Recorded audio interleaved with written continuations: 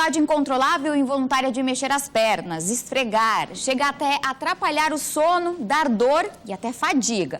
Assim, pode-se, digamos, definir brevemente a síndrome das pernas inquietas. Mas claro que o Ver Mais sempre tem mais informações para você e por isso convidamos a neurologista Renata Barbosa para esclarecer tudo sobre a doença e também as dúvidas de quem está em casa, né, Renata? Boa tarde, bem-vinda. Boa tarde, é um prazer estar aqui novamente. Essa como é que pode se definir realmente essa síndrome das pernas inquietas? Bom, a síndrome das pernas inquietas, como você começou a falar, a pessoa ela tem uma vontade incontrolável de mexer as pernas, mas tem alguns critérios ali diagnósticos para a gente poder conseguir fechar isso certinho. Então, a pessoa ela sente uma sensação ruim nas pernas que cada um descreve de uma forma, às vezes fala como uma queimação, um comichão, uma agonia, geralmente na região entre o joelho e o tornozelo, mais comum nessa região da batata da perna.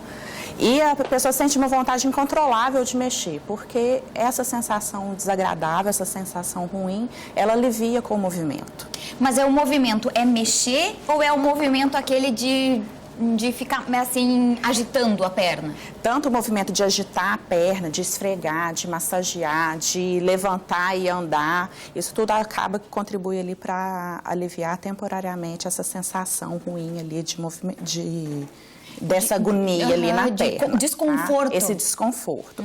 E não é simplesmente um desconforto ali na perna que fica o dia inteiro. Tá? Ele aparece ou piora muito quando a pessoa está em repouso, tanto deitada quanto sentada. Alguns pacientes queixam, não consigo ir no cinema, viajar de avião, não, porque acaba tendo que ficar o tempo inteiro se mexendo muito a perna para poder aliviar. E isso aparece em que idade que é comum? É muito comum? Como é que se pode fazer o diagnóstico dessa síndrome? Ela aparece, é uma síndrome que ela é relativamente aí comum, mas muitas vezes o paciente não procura ajuda, ou mesmo procura e acaba não sendo diagnosticado. Comete cerca de 10% da população. Normalmente aí mais frequente acima aí dos 35, 40 anos, com uma prevalência muito maior nas mulheres. Né? E o sintoma ele aparece muito ali à noite. Acaba atrapalhando muito o início ali do sono, às vezes no dia seguinte a pessoa acaba queixando muito de cansaço, de fadiga, tudo por ter ficado ali a noite inteira se debatendo para conseguir dormir. Atrapalha o sono bastante, acaba atrapalhando muito essa questão do sono também. E causa muita dor? Alguns pacientes falam dor, outros nem tanto. Tá? O que a pessoa apresenta mais é uma sensação, às vezes, de cansaço, de fadiga, uma fadiga ali nas pernas, na região ali onde ela tem mais movimento.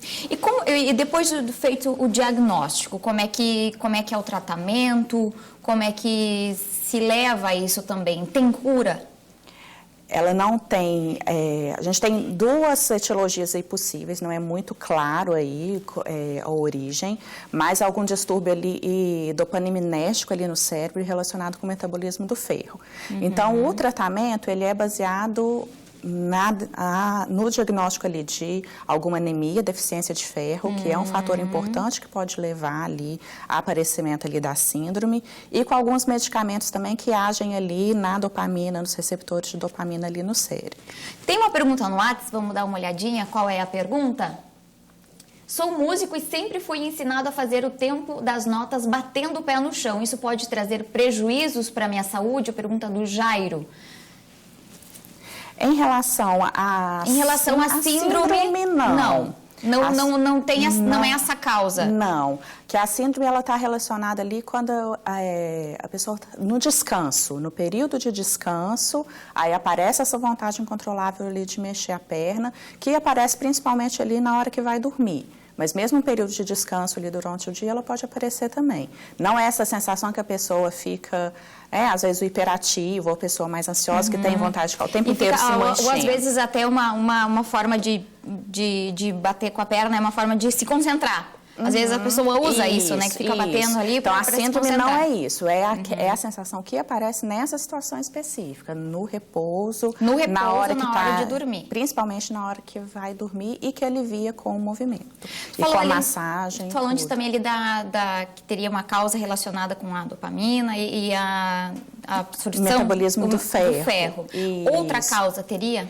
Tem algumas associações, tem as causas genéticas, uma parte a gente sabe ali que é genética, que é familiar, mas pode ser relacionado também com diabetes, algumas polineuropatias. Na gestação é bem mais comum, cerca de 25% das gestantes acabam tendo ali, principalmente mais no final da gravidez, que é muito relacionado com essa questão do metabolismo do ferro, que acaba tendo uma queda ali do ferro por causa do neném.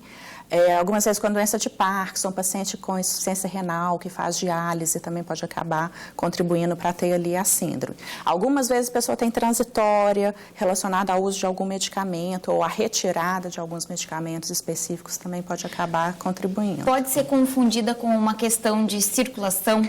Pode ser confundida com essa questão de circulação e algumas vezes está associado, que a insuficiência vascular periférica, algumas vezes ela pode acabar dando sintomas ali da síndrome também. Temos mais uma pergunta no nosso WhatsApp, vamos dar uma olhadinha. Algum remédio do mal de Parkinson pode provocar essa síndrome? A pergunta da Neia. Pelo contrário, às vezes o paciente com Parkinson apresenta a síndrome e os medicamentos que a gente usa são medicamentos, no tratamento da síndrome mesmo, eles são medicamentos usados também no tratamento ali do Parkinson.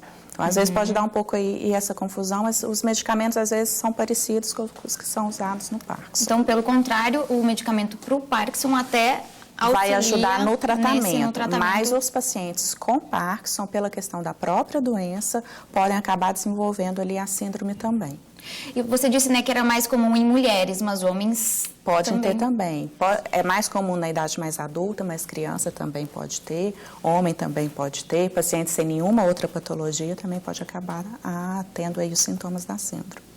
Obrigada, Renata, pela participação, pelas informações. Acho que, né, a gente esclareceu um pouquinho isso e boa tarde para você. Boa tarde. Obrigada. Prazer.